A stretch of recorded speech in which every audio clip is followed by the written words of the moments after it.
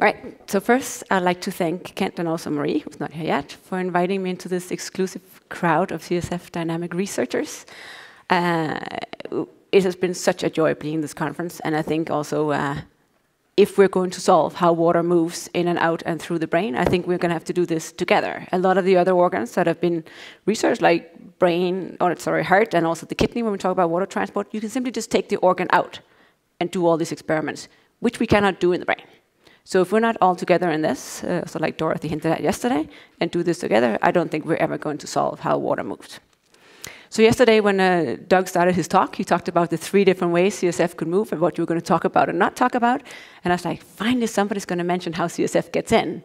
But you have 3 things and you kind of forgot the 4th. So we talk about how CSF exits the brain, and we can talk about how it circulates within the brain, which to me is all the same because it's all interconnected, these spaces. But you divided them into the perivascular, whatever we should call them, and the parenchyma. But I would like to talk today about how water actually gets into the brain, because we do actually secrete 0.5 liter of water, roughly, into the brain a day. So what my research group looks into is basically how this water can cross the membranes from the blood and into the brain to give us this amount of water. So I'm trained in transport physiology and biophysics of how water can cross membranes and which transport mechanisms, which I understand is a little different from most of the people here. So I'm going to try to make it as understandable as possible.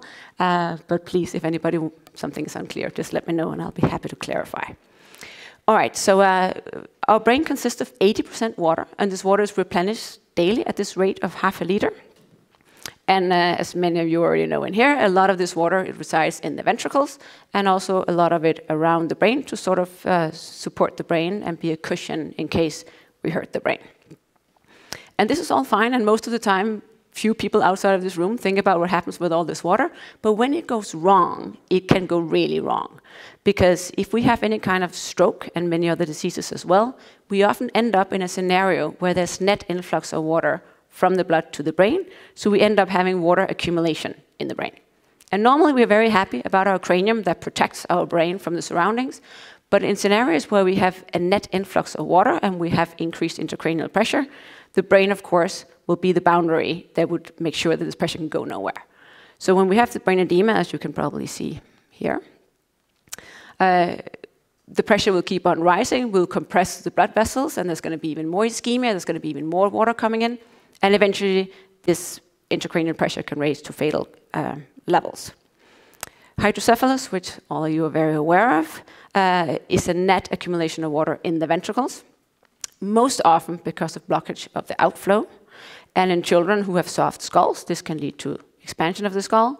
And in adults which have hard skulls, you all know, there is no possibility for expansion, so there would simply be a compression of the tissue or movement of the water within the brain.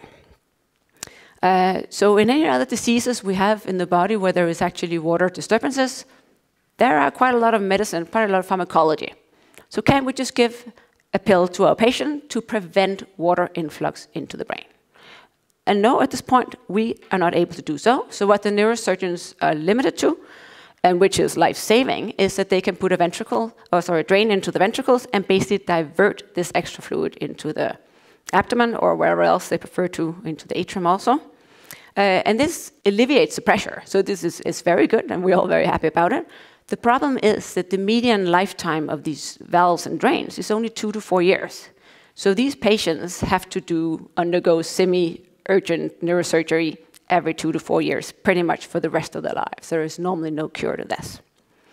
For brain edema, in severe conditions, what neurosurgeons actually do, and again, we are very happy about this, is they can simply remove a flap of bone from the head to allow the brain to swell beyond its boundaries for some weeks or months, and then they put the bone flap back on again.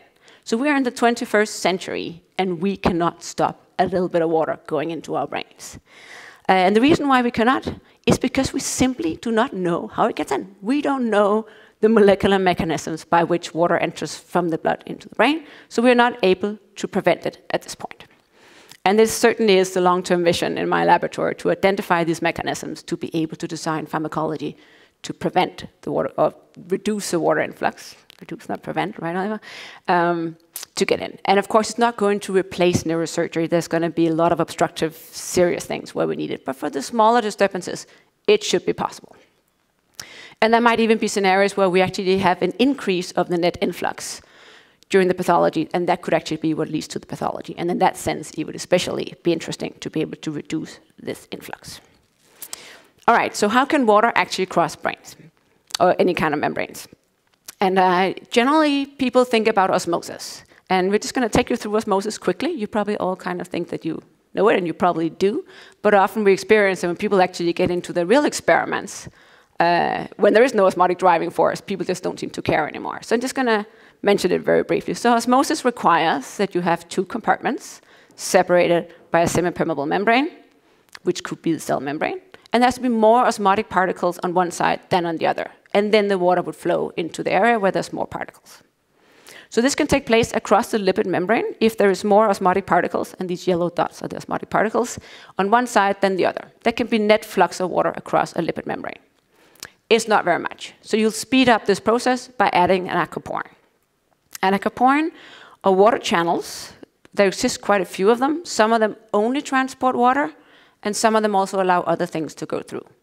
But the two ones we have in the brain, aquaporin 4 in the astrocytes and aquaporin 1 in the choroid plexus, almost only transports water. So these aquaporins were discovered by Peter Ager, who received the Nobel Prize in 2003 for finding these channels. And they look a little bit like this when you look at the protein structure, which is very far, I know, from mathematical models and hydrocephalus in patients. So there's basically 4 of these going together and making the channel here. It actually has 4 pathways, so water can go through each of these. So again, I want to emphasize, water only goes through an aquaporin if there is an osmotic driving force. Of course, you can have the hydrostatic pressure as well. But generally, when we talk about physiology, if you have a scenario where you press water through an aquaporin with hydrostatic pressure, you only put the water through, not the osmolytes. So instantly, you have an osmotic gradient pointing in the other direction. That's quite a lot more powerful than the pressure. So it's hard to imagine a physiological scenario where the hydrostatic pressure would actually matter. Just as a little side point, I won't talk too much about that today. All right, so what I'd like to introduce now are these cotransporters. So cotransporters, you may remember from your basic biology, these are transport mechanisms that are designed to transport solutes across the membrane. And they're often driven by the sodium gradient, so they're often, but not exclusively, coupled to sodium. So you'll have sodium transported together with glucose, the sodium-glucose coupled transporter. You'll have sodium transported together with glutamate for clearance in extracellular space. And there's a range of these transporters. So when we talk about cotransporters, as the name implies, there's always at least 2 substrates being transported at the same time. So these cotransporters are expressed many places in our brain. And what they apparently, some of them are able to do, is to act like a mini aquaporin. So if they're expressed in the membrane, they don't turn around if the substrate is not there. They're just simply present. You apply an osmotic gradient, water can go through them. And they're like low capacity. They might be like 1/10 of an aquaporin or something like that. Depends which channel we're talking about. But what's even more interesting for today's talk is that some of these cotransporters are able to transport water independently of the osmotic gradient, even against the osmotic gradient. So that's what's shown here with the arrow going up and more osmolytes, the yellow dots down below. And I'd like to introduce today that these are important for CSF secretion. And it can look something like this. This is currently my favorite cotransporter. I have many, but this is my current. And that's the sodium, potassium, 2-chloride cotransporter. So don't forget that, because we're going to talk about that for the rest of the talk. So it transports 1 sodium, 1 potassium, and 2 chloride ions. It's called NKC C1. So what happens here is that all substrates enter into the transporter along with a bunch of water. The transporter changes conformation, and then the substrate and the water exits on the other side. So this particular type of transport and the water that goes with it is independently of the osmotic gradient. So if you have an osmotic gradient going in the opposite direction, as you see with the yellow dots here, there will still be water going on alternative pathways in with the osmosis, but this particular transporter will bring a little suitcase of water with it every time it turns around. And what decides how fast it turns around and which direction it goes in is the electrochemical equilibrium for the transported solutes, not the water. They're independent of the osmosis or the osmotic forces around it. So if the osmotic forces get larger, it's still the same size suitcase it brings along. So there's, of course, a lot of research gone into identifying these transporters as co-transporters of water. I'm not going to go through that today. That's quite biophysical, and you may be slightly bored, but I'm happy to discuss the evidence with you after for hours and hours and hours on end. All right, so we have this half-liter of water, roughly, being secreted into the brain. And there's some debate about how it actually goes across. So the two pathways we have, one is the core plexus. So the core plexus resides in the base of our ventricles, the two lateral and the third and fourth. And it basically floats around sort of in here, anchored to the base. And it's just a monolayer of cells. So you just have a cell layer coupled by tight junctions, and basically blood on one side and the ventricular fluid on the other side. Then some water can also probably go across from the blood, so from the endothelium. So you have the endothelial cells here, and they're surrounded by the astrocytes. So some fraction can probably go across here as well. So it's been debated for many years what the fractions are, and I'm not going to address that at all today. Hell, don't worry. But in the circles I normally go in, there's a consensus, which is like the barrier transport, water-brain physiology circles.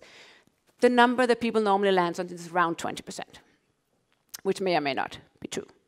But the core plexus is where we look these days. So when we talk about how does this water get in, what I normally hear is just, isn't it just like the kidney? We all know the kidney, we all know osmosis. And the kidney is very, very nicely, especially the collecting duct, set up for this kind of water transport. So the kidney transports 180 liters a day. So it's far ahead of our brains. So it has to be very efficient. So the way it looks in the kidney is that we have an osmotic gradient that is stepwise from the lumen into the epithelial cells and even higher on the outside of the epithelial cells. And it's the same idea as the core plexus, just in the opposite direction here. You have a monolayer of cells. All the water has to cross with the osmolytes across this monolayer. So these osmotic steps, they are gigantic. We're talking many, many hundred milliosmolar. So if anybody don't know, our normal physiological osmolarity is around 300 milliosmolar. So it goes all the way up to 1200 milliosmolar in some of the areas in the kidney. We're talking about huge osmotic driving forces. Bear that number in mind, we'll get back to it. And we also very conveniently have a bunch of aquaporins located on both of these membranes. So we have the osmotic gradient, we have the osmotic transport pathways, everything is set up to be, and then nicely regulated depending on whether you're dehydrated or not. So when we come to the brain, which I would say generally would not want to be prone to feel any kind of dehydration. If you pull out water of the brain when you're a little bit thirsty, potassium concentration goes up and you get hyperexcitability in your neurons. You would like to protect your brain from any kind of osmotic disturbances. So in the brain, in the core plexus, we have an aquaporin in only one of the membranes. We'll get back to that in a minute. And it's actually even worse when it comes to the capillaries, because the endothelium that makes up these blood vessels do not have any aquaporins in the brain. It does in the rest of the body, aquaporin 1, but not in the brain. So we don't have any molecular water path, if you want. We know the osmotic water permeability is very low of the endothelium. So the water basically have to cross these two membranes, the two different endothelial membranes, before it even sees an aquaporin in the astrocytic end feed. So when we talk about osmosis, it has to take place across one semipermeable membrane. You cannot have two membranes blocking it before you have osmosis. Then we're talking about something else.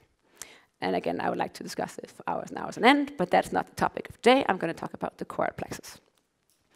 All right, so the core plexus may look something like this. It's an epithelium we've known about for a long time, and we have an idea of which transporters are expressed in it, but actually only a vague idea. There's some of them we're pretty sure about, and then there's some that we have an idea, or perhaps which isoforms are there. So it's actually quite debated even which transporters are there. But in general, these concerted efforts of these many transporters would drive vectorial transport of these, 400 to 500 milliliters of water, plus sodium. So you cannot drive water without having the osmolytes with you. So the water generally, by one transport mechanism or another, would follow sodium and chloride and bicarbonate. So when we've looked at over the years how sodium gets into the brain, there's a lot more sodium going across the core plexus than there is of the endothelium. Again, indicative of the majority of the water going through the core plexus. So there has, of course, been lots of experiments done with pharmacology, mainly in the 60s, 70s, beginning of the 80s. That's when the physiologists were really good and did all these things. They just didn't know very much about the molecular building blocks. So whatever has been done with tons of different animals basically matches what we also know about the humans. It's sort of the same transporters being expressed. There's the same effect of inhibition. And so it seems to be quite conserved. And also the amount of CSF being produced per milligram of core plexus is similar among species. So what has been done throughout the years is especially work with acetazolamide, what's called Diamox in the clinic. So what this drug does is that it inhibits the carbonic anhydrase, which is the enzyme that converts CO2 to bicarbonate. So you indirectly inhibit the bicarbonate transporters. And those we have quite a lot of in the core plexus. They're all called a lot of different things. But there's this one, and this one, and this one on the side facing the blood. And they're most likely quite important for the first step. We haven't addressed that at all yet. And then there's also a bicarbonate transporter here on the luminal side. So the problem with a lot of these acetazolamide studies, they do have an effect, especially in the animals when you can have high concentrations. But they have a lot of side effects as well. So they change pH probably everywhere in the body.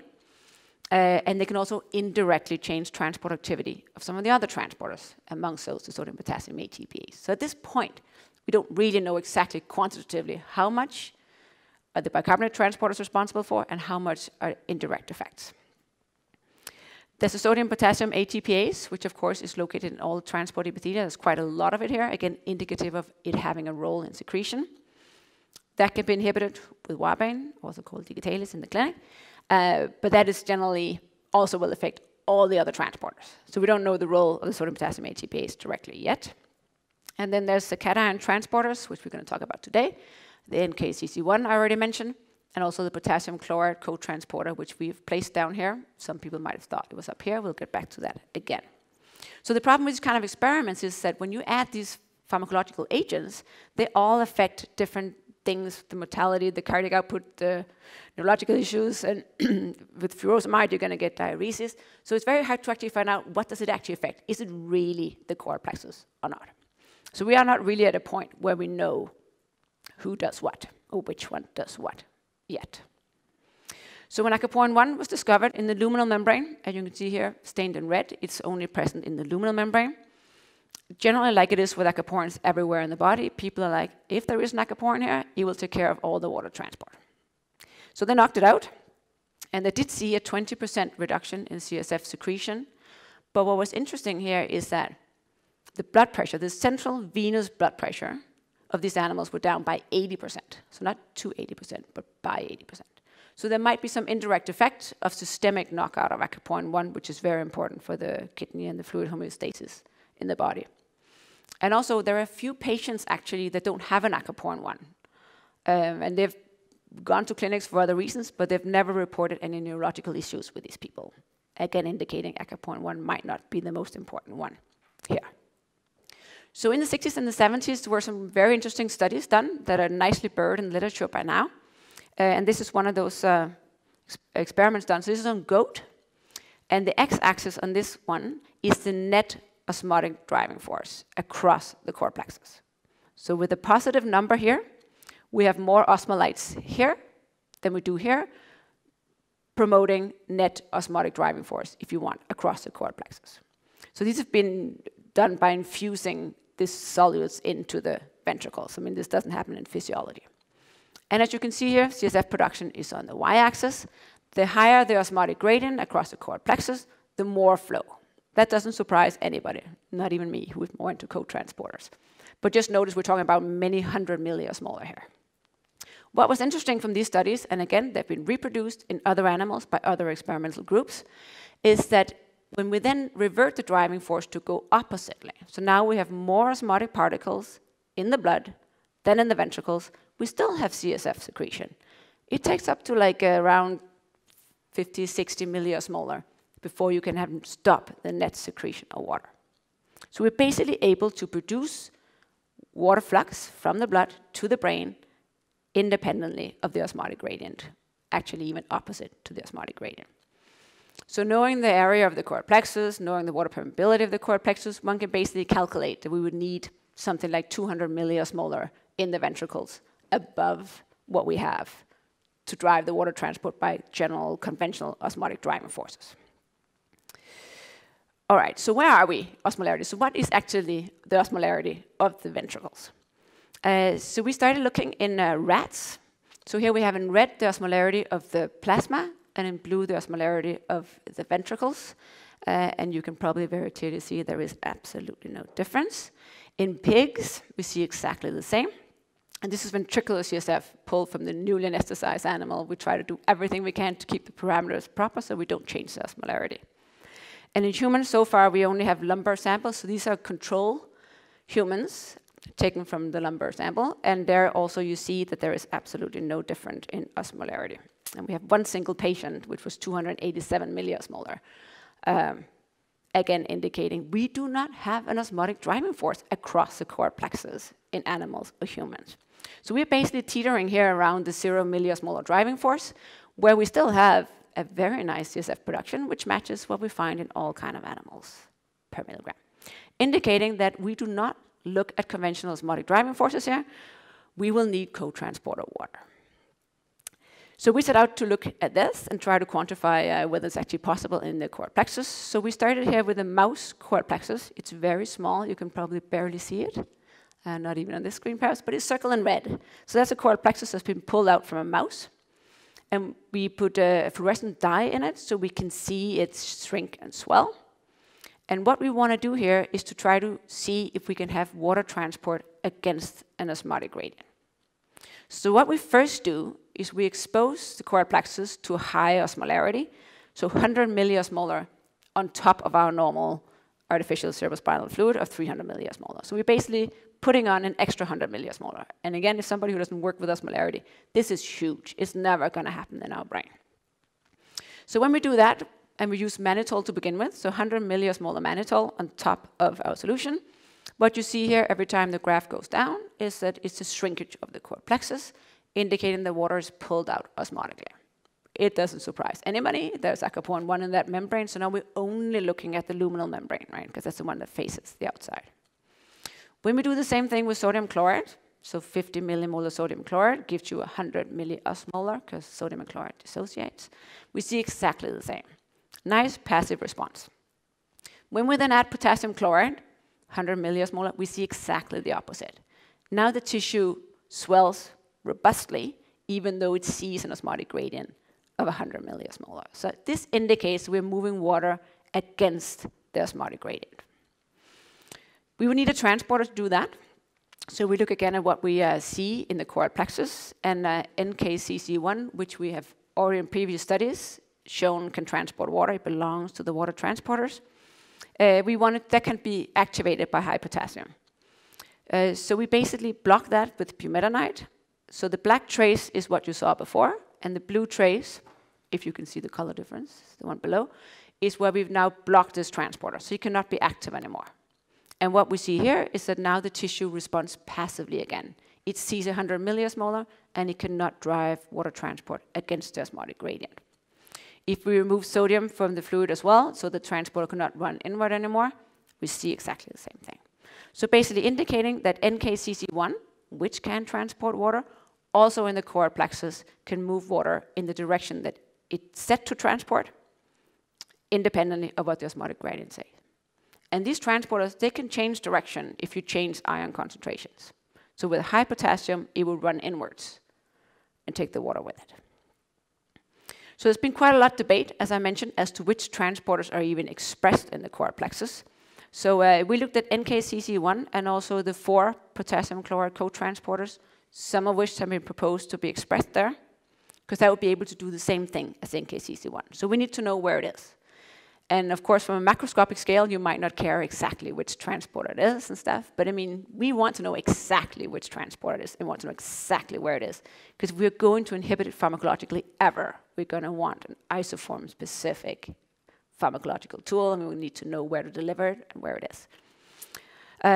So we first looked at the RNA profile, and what we see here is quite robust expression of NKCC1 and the first of the KCCs, indicating that the other 3 KCCs most likely are not there. We then wanted to go on a protein level and see which ones were there. And don't go into detail with this. It's just with a lot of the stuff that's been shown that different KCCs are expressed has been done with an antibody where they haven't actually verified whether this antibody would recognize any of the other isoforms. So we use a synaptoocyte system where we can express the different isoforms and check that the antibodies are specific to the one we're looking at. So we went through quite a lot of validation to make sure that our antibodies work properly. And then with these antibodies, again, it's very small, I'm not going to go through detail, basically indicated that we could see NKC C1 and KCC in core plexus. So we have these two transporters. Which side of the membrane are they located on? So NKC C1, you see here in green, is very nicely located on the luminal membrane, and it is that in humans as well has actually been determined. And we see the E-cadherin as a basolateral marker. So we can place NKCC1 on the luminal side. KCC1, there actually were no good antibodies for immunohistochemistry that we could get our hands on. We tried a lot. So we had to devise another method to try to find out which membrane it was on. So we inject biotin into the ventricles of these mice, and they basically cover all proteins on the core plexus, on the surface, only on the surface. So we then pull out core plexus, purify the membrane fraction versus the total fraction, and then we could look at the ratio of what's expressed here. So what we see here in red is a basolateral marker, E-cadherin. So when the number is below 1, it indicates it's on the basolateral side. And we see NKCC1 here. When the number is above 1, it indicates it's preferably expressed on the luminal membrane.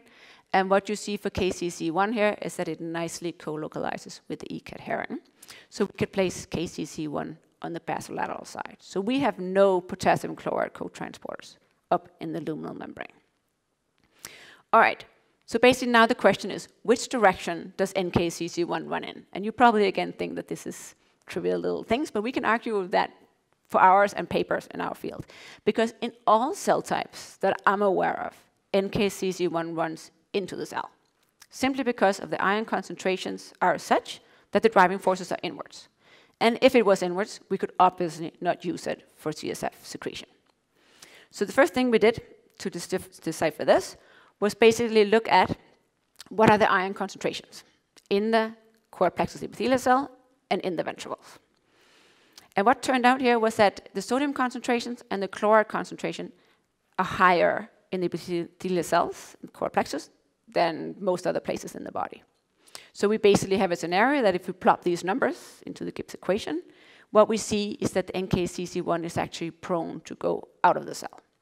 And this is a review by some very prominent people in the field, and they always draw NKCC1 as going into the cytoplasm, because that's just kind of what you do. But apparently, according to calculations at least, it goes in this direction.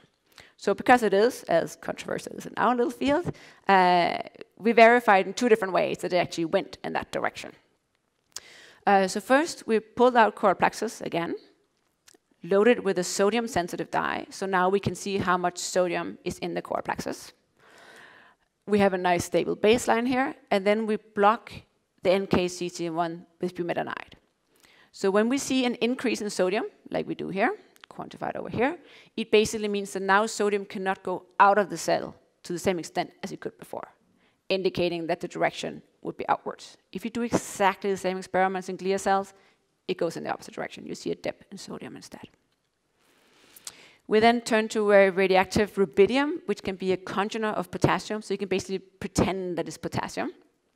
So we can soak the core plexus in a radioactive rubidium, and then we can place it in a chamber, and we can look at all the rubidium going out through NKCC1, and we can quantify this in a scintillation counter, and then we'll get something that looks something like this, where we in black see the loss of potassium, marked as rubidium, as a function of time, from the cell into the outer solution.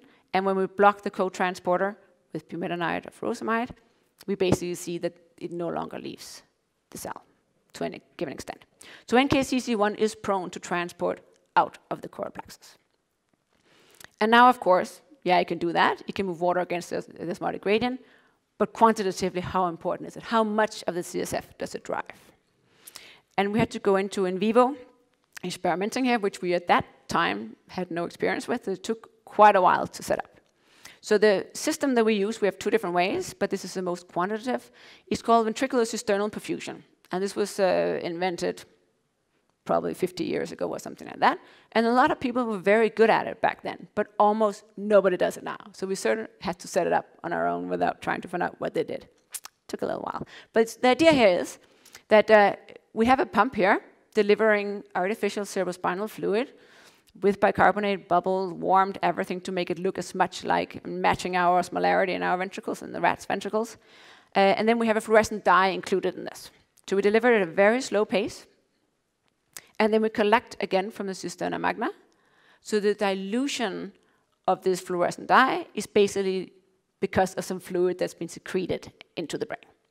And this particular technique does not tell you whether it's from the choroid plexus or whether it's from the blood vessels going through the ependyma. It's just net how much is being diluted. So an experiment, so before we get to the experiments, so we figure out that if we do not ventilate these mice and do all the things that Marcus described yesterday to make sure that the physiological parameters are as well as possible, the CSF production rate falls to at least half. And it may not be as bad in rats. We haven't tried, because now we ventilate everything we get close to. But a lot of the stuff that comes out these days, the animals are not ventilated. So you're going to have other pH, you're going to have other driving forces, you're going to have other osmolarities, other ion concentrations that might just be secondary effects and actually not that you affect the CSF. All right, so an experiment will look something like this. So we have time on the x-axis and the fluorescent ratio. So we're basically looking at the outflow over the inflow. So what we see is that, of course, we're going to accumulate fluorescent dye as a function of time. We get to a stable level. And at this stable level, we can quantify the CSF production rate, which is 0.65 microliters per minute in mice. And our idea now is that we would like to introduce some inhibitors and then see the effect. So before we can do that, we have to demonstrate that we can actually measure CSF production stably over the next hour. So basically a time control experiment. So we change solution to the same solution that we had before. And what you can see here is nice and stable, only if we control all the physiological parameters, otherwise this drops. So we can see down here that we can basically, if we take these numbers over these numbers, that is not significantly different from 100%. So we're pretty stable here. And this is now when we can start introducing our different inhibitors. So we wash in bumetanide in blue here, and what we see now is plotted as % of baseline here. So they have their own baseline, and we see with bumetanide the rate of CSF production falls by roughly 50%. We also added furosemide, which is another inhibitor, which also inhibits the KCCs. So had there been a component of the KCCs, we would see a difference there. So these experiments, they're quite invasive. They take quite a long time. So we devised another way to also look at it, and that's with this LICOR Pearl small animal imaging. So the idea here is that you can put in this dye in the lateral ventricle, and we can then, within a minute, get it into the machine, and we can then actually see movement of the CSF backwards in the system. So some of it, of course, is diffusion, but some of it also be a proxy for the secretion of CSF and the push of the dye back. So it looks something like this. See down here. You can see the blue dye moving backwards, and that's basically what we quantify in that red box you see above. So it looks something like this. So that's basically the normalized intensity. So what we see is the rate that it moves backwards when is faster in the control condition than once we include these different inhibitors, roughly the same, so qualitatively the same as what we see in external perfusion. So we're basically able to inhibit the NKC C1 and see a slower movement of the dye.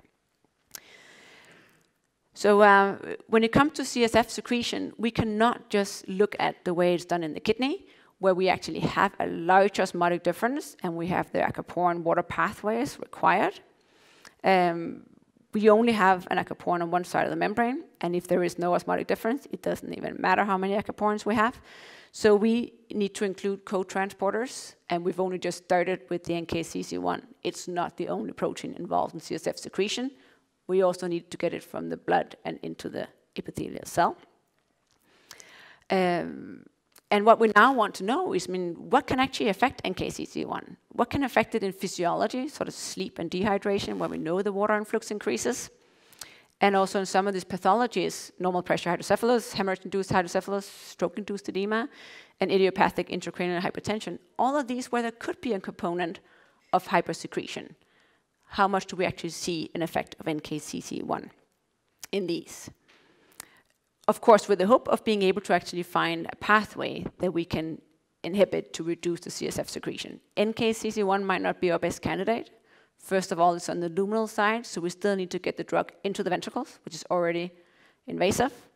And also NKC C1 is expressed in the neurons, and that's the transporter that sets the inhibitory potential for chloride. So if you kind of fiddle with that, you can also fiddle with the activity in the neurons, which you probably don't want. So we want to target some of the regulatory pathways, with the hope that we're one day going to be able to design some pharmacology to reduce CSF secretion in scenarios where we have elevated intracranial pressure. So the idea is that in some of these pathologies, we could have a scenario where something is released into the ventricles because of whatever's wrong in the cells, and these particles might act on NKCC1 indirectly via the different receptors, and there are tons of receptors in the core plexus, for which we don't know the reason yet. You could have a hypersecretion via NKCC1 hyperactivity, and that would then lead to enhanced water influx, and possibly to this hydrocephalus. And there was a study in Nature Medicine a couple of years ago where they showed that hemorrhage, so intraventricular hemorrhage, whatever actors that were in that fluid at that point, 48 hours later, would act on this toll-like receptor 4, which belongs to the immune system pathways, that would activate an F-kappa beta, that would activate a kinase, which phosphorylated NKCC1, which is very well known to be activated by phosphorylation. It basically ran around 3 times faster, and they could mimic, they could get hydrocephalus in this way. So sort of the proof of concept have been shown in a rat, mind you. So that is kind of what we would like to map, whether that's the case, and whether or not that's the case, we would still like to be able to inhibit CSF secretion to alleviate scenarios of elevated intracranial pressure. So with that, I would of course like to thank my group and also our collaborators in the hospital and in other research areas, and also the foundation, and you for your attention. Thank you.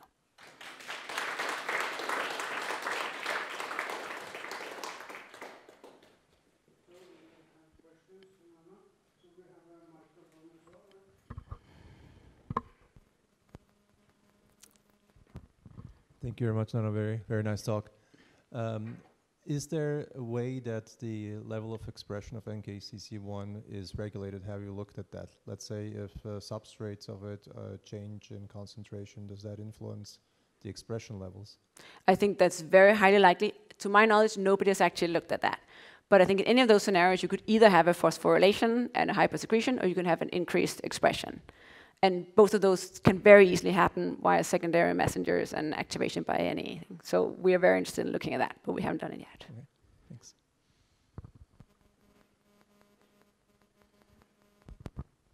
More questions?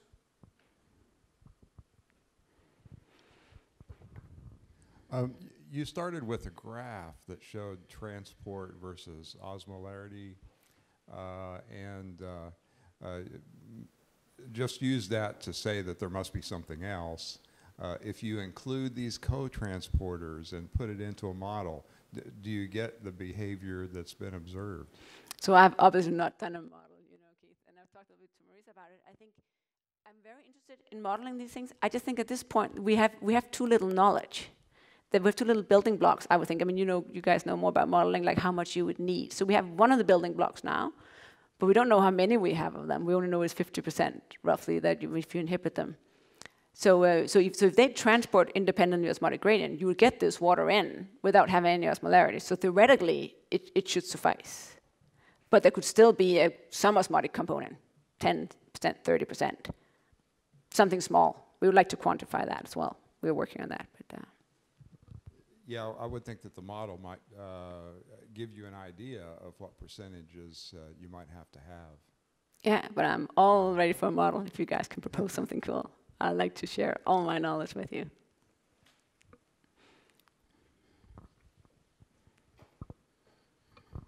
So you focused on these channels being in the NKC CC1. Sorry, in the chloride plexus, where else are they? You mentioned briefly that they're in neurons. Where else do these cotransporters and maybe other related ones exist, at least in the brain? So actually, interesting, I'm actually glad you asked, because I forgot to mention that, and thanks. NKC C1 apparently is very little of in the endothelium. Some people claim they see them, but most people, when they stain and look at RNA, they don't seem to be in the endothelium. So even though there will be a fraction of CSF being produced by NKC C1, or by the endothelium, it would not be the NKC C1, it would not be the bumetanide sensitive part. So at least those 50%, I think, would come from the core plexus. But there are other transporters. In the blood-brain barrier, there's a lot of glucose transporters. So they're monoporters, they're not co-transporters. But they can also transport water, not quite as much, but they can transport water. So I mean, any of these transporters, the majority of them seem to transport water, but we first have to see if they transport water and where they are and what they do. And the MCTs are also expressed in the endothelium. So there are co-transporters everywhere. It's just which ones are there. Sounds like you've got a lot of work to do. Exactly. Many fun years ahead of me. Thank you. Thank you for this beautiful talk. I'm already looking forward to seeing the video. I will learn a lot in peace and quiet. But you said that the cotransporter, showed that it's much stronger than the osmolarity, and you said in the beginning that the osmolarity is much stronger than the hydrostatic. So I should understand then that the hydrostatic effect should not affect anything of, as I mean, the assumption that the production of CSF is independent of pressure should hold. Is that? So I think the evidence I'm aware of, there's very little hydrostatic pressure being involved, at least, and it's not an ultrafiltrate sort of the blood in the CSF. That's been established many years ago. So I wouldn't necessarily say that cotransporters are stronger than osmosis. It depends what the conditions are. So if you have aquaporins present and you have an osmotic gradient, like you do in the kidney, I mean, that is the fastest way to get water across. There's no doubt about that.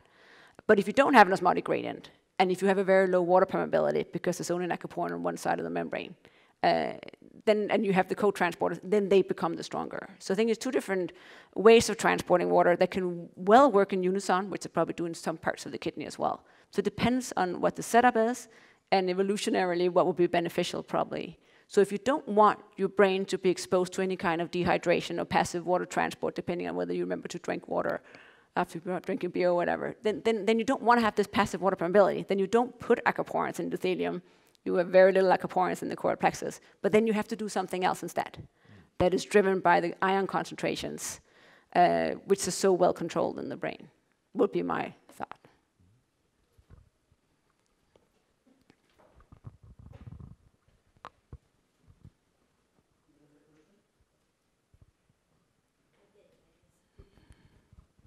You were talking about the cotransporters on the inlet side for water being produced to CSF, but are there any on the outlet side that you know of? So you're thinking about the CSF exit. Absorbed, yeah, at the exit. So I know very little about the exit, probably mainly because as far as I know, there's not a lot of net membrane transport. So once it goes out at other pathways, I kind of get lost.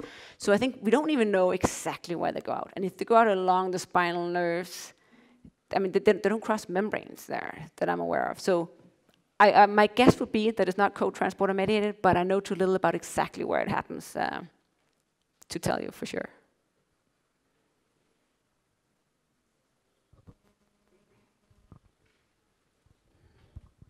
Maybe I have a last stupid question because I'm not, I completely outside your field.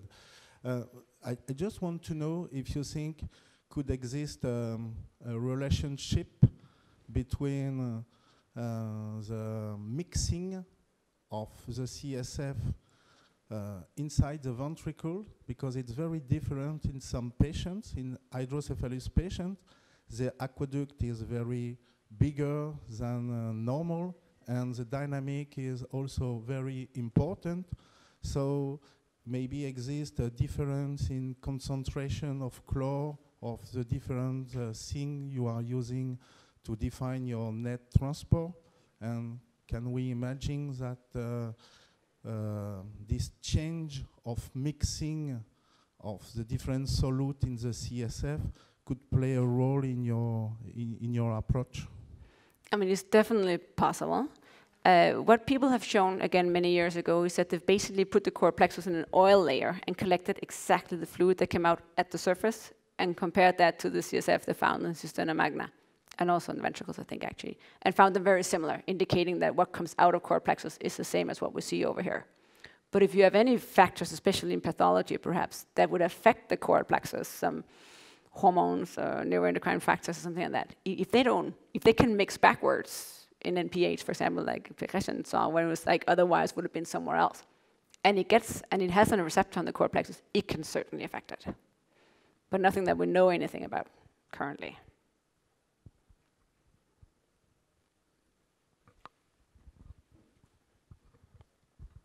If I could just play devil's advocate for static pressure differences perhaps being a part of this, might I ask how many billions of epithelial cells are in the choroid plexus, or how many billions of endothelial cells are in the capillaries? So there's certainly more endothelial cells because we have crazy many capillaries in the brain, right? Yeah. And I mean, and even if we don't have aquaporins in endothelium, I mean, they are water permeable. So because we have crazy many capillaries, if there is an osmotic difference from the blood to the brain, there will be some water coming in. I mean, there's no doubt about that. So when people have looked at, because again, I mean, water never goes in on its own. You always need osmolysis of one kind or another, never mind which kind of transport you're interested in. So people have looked at radioactive sodium influx into the brain, across the core plexus and across endothelium.